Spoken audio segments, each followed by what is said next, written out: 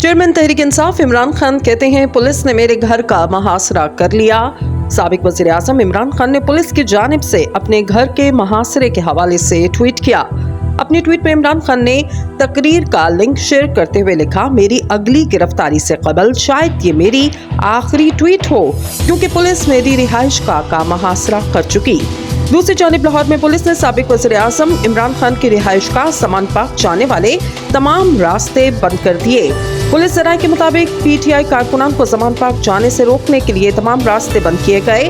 Police ज़राए का कहना है समान पाक के इतराफ में किसी भी वक्त ऑपरेशन किया जा सकता है। ख्याल रहे पंजाब हुकूमत ने समान पाक में मौजूद शरपसंदों को सरेंडर करने की डेडलाइन दी। इसके अलावा कारकुनान से वीडियो खिताब में इमरान खान ने कहा, डर ये है कि जो हो रहा है इसका बहुत बड़ा बैकलैश आने वाला है जो मज़ीद नुकसान पहुंचाएगा। चेयरमैन तहरीक इंसाफ इमरान खान कहते हैं कि हम अदालत जा रहे हैं कि जुडिशल कमीशन बनाया जाए। हमारे पास सबूत आ गए कि हर जगह वो लोग नजर आए जो हमारी पार्टी के नहीं थे। इन लोगों के पास असलहा भी था, लोगों को कह रहे थे कोर्ट कमांडर हाउस पर हमला करो। इमरान खान ने कहा, वो मियां वाली का जहाज शौक किसने चलाया? मेरे कारकुन कह रहे हैं कि जब इनको पता चला तो रोकने की कोशिश की, कोई नामालूम अफराद थे इसमें, इसकी तहकीकात होनी चाहिए। रेडियो पाकिस्तान कैसे जल गया? मुजाहिरा तो कहीं और था, उधर तो बंदा ही कोई नहीं था। चेयरमैन तहरीक इंसाफ ने कहा कि आजकल तो नादरा से चेहरे की शनाख्त हो सकती है। अब तक हमारे 25 अफराद शहीद हो चुके। किस तरह पुरअमन एहतजाज करने वालों को सीधी गोली मारी गई। 700 अफराद हॉस्पिटल में हैं जो गोली लगने से जख्मी हैं। अब तक 7,500 कारकुनान को जेल में डाला गया।